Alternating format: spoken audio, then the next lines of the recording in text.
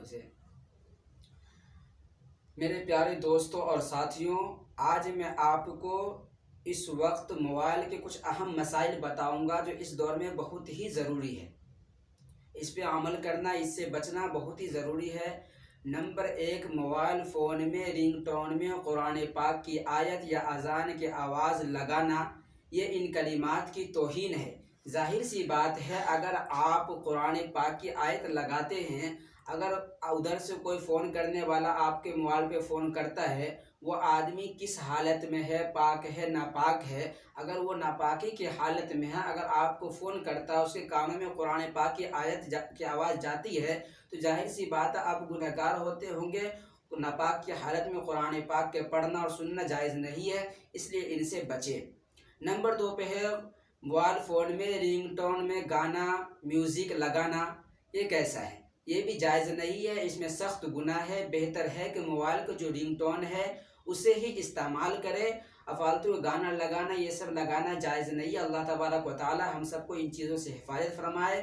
ظاہر سی بات ہے، آپ گانا لگاتے ہیں، اگر آپ کو کوئی فون کرتا ہے اور وہ فون کرنے والا گانا سننا نہیں چاہتا ہے، اگر آپ سنا رہے زبردستی، مان لیجیے رنگ ٹون لگا کے، اور اس کو فون کرنا ایمرجنسی ہے، تو ظاہر سی بات ہے فون کرے گا۔ آپ گنہگار کے حقدار تو آپ ہوں گے۔ وہ کہتا ہے نا، چند منٹ کی لذت کی خاطر مت کر گناہ، لذت چلی جائے گی گناہ رہ جائے گا۔ تو چند منٹ کی لذت ہے، جب تک فون آتا رہتا، آپ کا گانا بجتا رہتا، آپ کو مزہ آتا ہوگا، پھر رنگ ٹون ختم ہو جاتا ہے، گانا بجنا بند ہو جاتا ہے، وہ لذت ختم ہو جاتی ہے، گناہ رہ جاتا ہے۔ تو ایسا کام نہ کرے کہ لذت ختم ہو جائے، گناہ رہ جائے۔ اللہ تبارک و تعالی ہم سب کو حفاظت فرمائے۔ نمبر 3 پہ ہے موبائل میں گیمز کھیلنا، یہ بھی جائز نہیں، لایانی کام ہے، ان سے حفاظت فرمائے اللہ تبارک و تعالی۔ اگر آپ کے پاس وقت ہے، قرآن پاک کی تلاوت کر لے، مسجد میں وقت لگا لے، کوئی دین کے بات پھیلا دے۔ نمبر 4 پہ ہے موبائل فون میں فضول فوٹو کھینچنا، یہ بھی ہمارے علماء کے نزدیک جائز نہیں ہے۔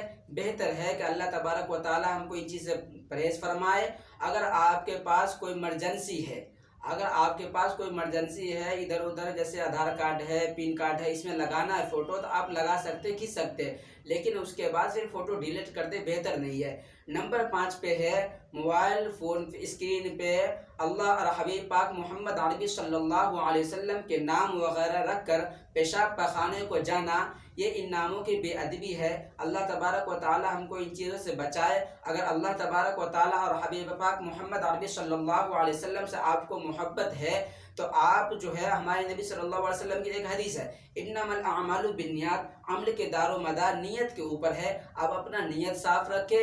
نیت میں اگر آپ کو ہمارے نبی پاک محمد عربی صلی اللہ علیہ وسلم سے محبت ہے، تو آپ ان کے بتائے ہوئے طریقے پر، ان کے بتائے ہوئے سنت پر عمل کریں اور نماز پڑھے اور دین کے بعد پھیلائے۔ یہ ہمارے نبی اور اللہ سے محبت کا ذریعہ ہے۔ آپ یہ نہیں کہ موبائل پہ اسکرین پہ لگا لیا اللہ اور اس کے حبیب پاک محمد عربی صلی اللہ علیہ وسلم کا نام اور جم میں رکھ کے چل دیے باتھ روم، یہ جائز نہیں ہے، طریقہ صحیح نہیں، ناموں کی بے ادبی ہے۔ تو اللہ تبارک و تعالی ہم کو سب کو ان چیز سے پرہیز فرمائے۔ سب سے اہم اور آخری بات یہ ہے، اس سے پہلے میں یہ کہنا چاہتا ہوں، اگر آپ ہمارے چینل پر نئے ہیں تو ہمارے چینل کو سبسکرائب کر دیں اور بیل آئیکن کے بٹن دبا دیں، تاکہ آنے والا جو ویڈیو ہے 2 دن بعد جو اپلوڈ ہوگا، وہ یہ رہے گا نکاح کرنے کا طریقہ۔ اس میں بہت ہی اہم بات بتائی جائے گی۔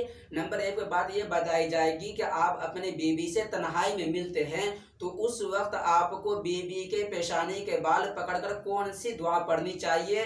نمبر 2 یہ ہے کہ آپ اگر بیوی سے صحبت کرنے کے نیت کر رہے ہیں، ارادہ کر رہے ہیں، تو اس وقت کون سی آیت پڑھنی چاہیے، اور صحبت کرنے کے بعد کون سی آیت پڑھنی چاہیے۔ اس لیے میں یہ بات کہہ رہا ہوں کہ آنے والا وقت میں آپ اپنے اولاد سے یہ امید نہ لگائیں کہ ہمارے بڑھاپے کا سہارا بنے گا، یہ امید لگانا چھوڑ دے۔ اگر آپ کے بچہ دیندار ہے تو آپ ایک امید لگائے سے ہاں، اس لیے کہ اگر بچہ جو ہے مالدار ہو جائے، امیر ہو جائے، تو ماں باپ اپنے اولاد سے ڈرنا شروع ہو جاتا ہے۔ اگر وہی بچہ دیندار ہو تو ظاہر سی بات ہے بچہ ڈرتا اپنے والدین سے، تاکہ ہمارے والدین ہم سے ناراض نہ ہو جائے۔ ہاں، میں بتا رہا تھا نمبر 6 موبائل کے مسائل میں، تو ہمارا آپ ویڈیو دیکھنے کے لیے ہمارے چینل کو سبسکرائب کر دیں۔ انشاءاللہ 2 دن بعد یہ ویڈیو اپلوڈ ہوگا، پورا طریقہ بتایا جائے گا۔